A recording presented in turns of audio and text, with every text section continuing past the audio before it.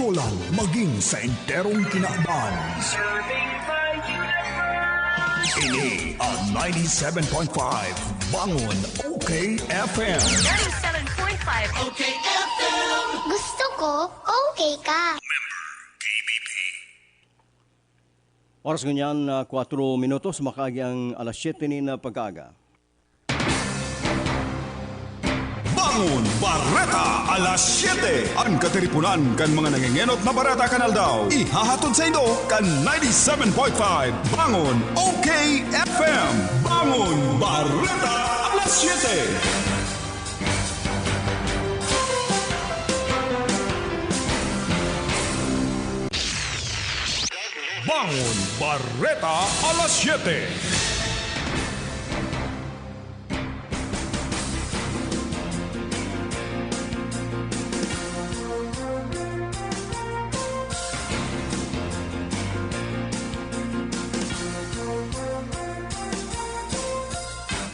Diyos maray na aga sa Indugabos Matugang ini ang Bangon Barreta alas 7 aldaw ni Sabado fit sa 5 kan Disyembre.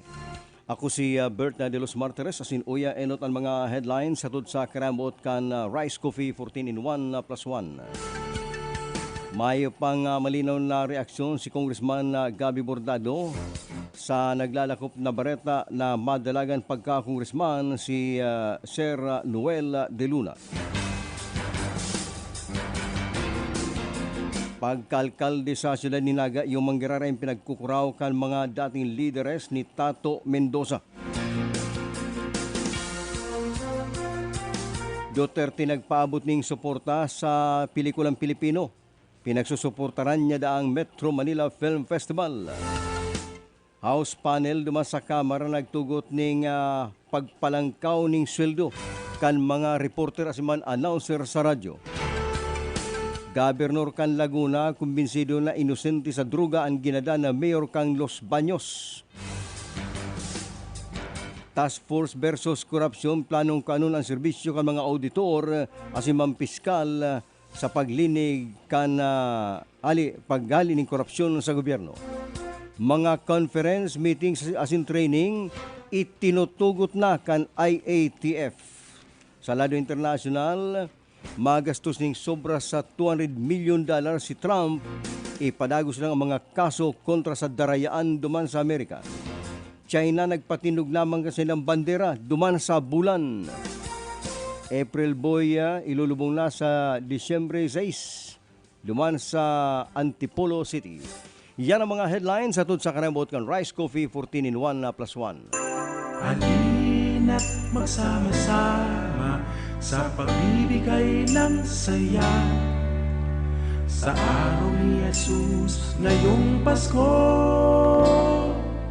Magmahalan tayo, masiglang salubungin ang kanyang pagdating kasama ang pamilya, malusog at masaya. Iwasan ang sakit ngayong Kapaskuhan. Rice Coffee 14 in 1 plus 1. Merry ang Christmas.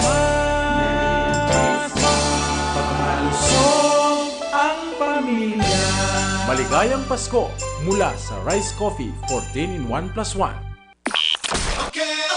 OK FM. Gusto ko, okay ka. Bangon Barreta alas 7.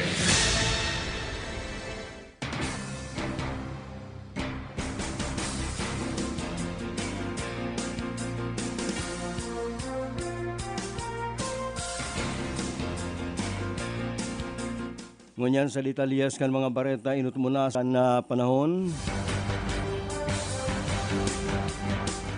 Aros may pang epekto ang sinasabing nabibilog na low pressure area sa subangan na parte kan Mindanao. Namantang ini aros dengani naglalawag sa Philippine Area of Responsibility as may posibilidad na matunaw. Mientras tanto ang pinagiling kan pag-asa iyo ang palagos na paglipot kan panahon hinuli sa Duros Amihan na nakakaviktar sa Luzon, kabali na ang Kabikulan. Ang dating low pressure area kan Sarong Aldaw sa may Bicol ini natunaw na kung kaya pinagtutubudan magiging mainit na ang panahon sa maghapon as may padikit-dikit na lang na paglumlum o bagaman pagturo nin uran alagad ba kung araw kan mga nakaging aldaw na haros pa sana nagbabagunas ang uran sa Luzon. Mientras tanto, abo pang magbutas ng reaksyon si Congressman Gabby Bordado sa naglalakop na bareta na magiging niyang kalaban sa 3rd District si SND o mas bisto sa apod na Sir Noel de Luna. Antadan ang pagpapabisto ni SND sa pagining pagpapakape, pandisal asin mansugok sa mga pobreng konstituentes kan nagasin pagtaray na lugar sa 3rd District. Sa parte man ni Congressman Gabby Bordado, pinapailing kani sa social media, nasibot sana siya sa pagparagibo ng mga pagtaramo speeches sa pagimaning virtual duman sa Kamara Baha asin man pagpaparepair kan mga nagkaraot durante kan bagyo sa sayang mga proyekto. Nagpapadagos man ang sayang mga pagbisita sa mga konstituentes para man sa pagtaonin tabang asin habo niya pang mag-react tungkol man sa politika sa sayang distrito. Sa iba pang bareta, alkalde kan Naga, iuman giraray ang kuraw kan mga leaders ni Tato Mendoza. Sa mga pinaluas na komento sa social media, sinabi kan grupong Tato Forever, asiman kang smart pa rin na mas lamang na si Tato Mendoza kung 3-cornered fight ang laban sa Naga. Mas sinasabing gaganaw ni Tato ang laban dati na ining may suportadores na 35,000 asin pagbabangaon na lang daan ninda ligasyon asin bonggat ang iba pang boto. Mientras tanto, sa parte man subot ninda ligasyon asin mani bonggat, ini pareho nagaandaman na sindang duan maglaban alagad mga tao ni Tato Mendoza nagsasabing dahil siya magdalagan sa pagkabisi imbis magdalagan manggiraray sa pag-alkalde kan syudad ning Naga. Bareta pang lokal, nasa linya si Hil de la Cruz. Arestado sa Banwaning Tinambak, Camarinesor ang sarong babahing may kinakampang na kasong frustrated murder. Matapos sa niyo ang Serbianing mandamiento de aresto kan mga arresting officer. Mga bana alas 3:40 ning pagkaaga kasudma diyan sa may parte kan Barangay San Roque, Tinambak, Camarinesor na kung saan na ang nasambit ng pinag-Serbianing mandamiento de aresto pinagbistong si Marilo Tan alias Tinay na sa tamang edad asin na native ka na Barangay Bicalen Presentasyon, Camarinesor. Alagad ini ang presidente nag-irok sa Barangay San Roque, Tinambak, Camarinesor. Ang mandamiento de aresto pinag-issue sa kaso nga frustrated murder ni Honorable Judge Alfredo Cabral, ang presiding judge ng RTC Branch 35th Judicial Region kan San Jose, Camarinesor na may pitsang April 25, 2006 na ang pinagre-recommendar na piyansa para sa iyang temporaryong libertad na kakahalaga ng 200,000 pesos.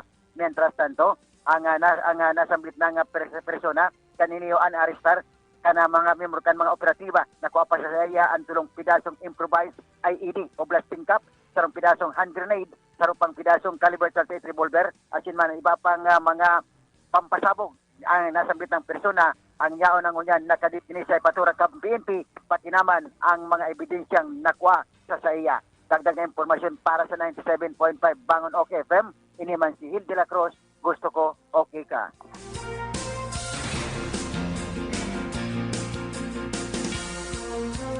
Oras ngunyan 13 minutos makagi ang alas 7 nin pagkaaga.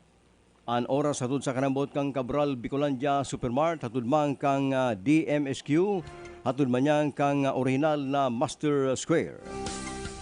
Sa lado nasyonal, inako kasunman ni Laguna Governor Ramil Hernandez na nagrani sa iya ang nagadan na si Los Baños Mayor Cesar Perez para maghagad nin tabang in koneksyon kan pagkakaiba kan siyang pangaran sa drug list kan gobyerno. Sigon ki Governor Hernandez, may subot ebidensya na sangkot mananggad ang alkalde sa illegal na droga. Kan magpatabang da si Perez sa saya, ninuli man sa nasabi ng issue, pinag-advisean niya ini na halaton ang resulta kan investigasyon kung talagang ini inosente. Sinabi niya na sa nagadan na alkalde na halaton niya ang normal na proseso kang lay para malinig ang sayang pangaran. Nailaman subot sigurado si Hernandez kung ang pagkakaiba ni Perez sa listan ka mga sangkot sa illegal na droga ang dahilan kan sa iyang kagadanan.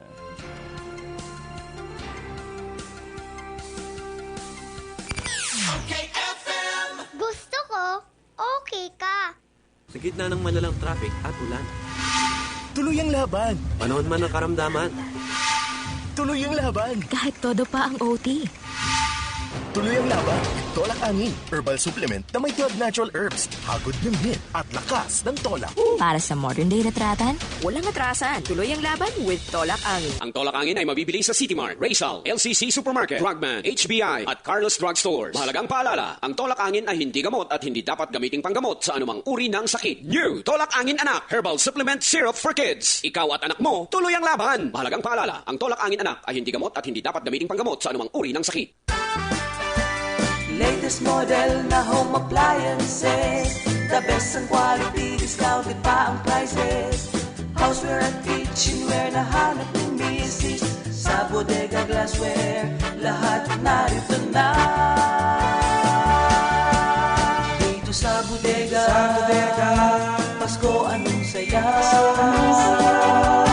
Kang Kulitis Internet Cafe, harani sa bus entrance sa ka-exit gate kang Bicol Central Station, Triangulo, Naga City. Sa Waziwash Laundry Shop, okay ang labahan mo. Rayuma, arthritis, at masakit na katawan, itapal sa talampakan ang Biopatch. Mataas na kolesterol, high blood, at diabetes, itapal sa talampakan ang Biopatch. Stress at di makatulog, itapal sa talampakan ang Biopatch. Itapal sa likod for back pain, itapal din sa binti. Pag namamanas, itapal sa magkabilang talampakan ang Biopatch Forest sa bago matulog. Para sa maginhawang paggising, ang Biopatch ay mabisang pantanggal ng toxins ng ating katawan. Kaya sa susunod, i-Biopatch mo na yan.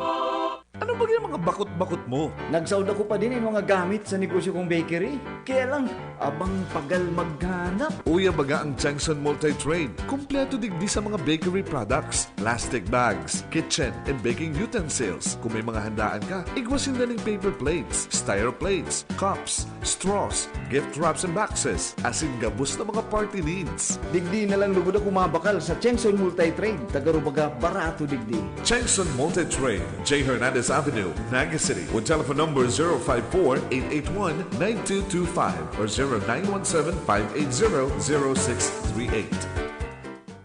Santon Plus Herbal Capsule. Mrs. Monilin, bigay. Pagkatapos ng operasyon ko, nahihirapan akong maglakad. Hindi ako halos makakilos. Maraming salamat sa Santon Plus. Yung sakit, nawala. Makatayo na ako ng maayos. Mag Santon Plus Herbal Capsule na. Mabibili sa mga butika. Santon Plus Herbal Capsule. Marieta Villanueva. Thank you sa Santon.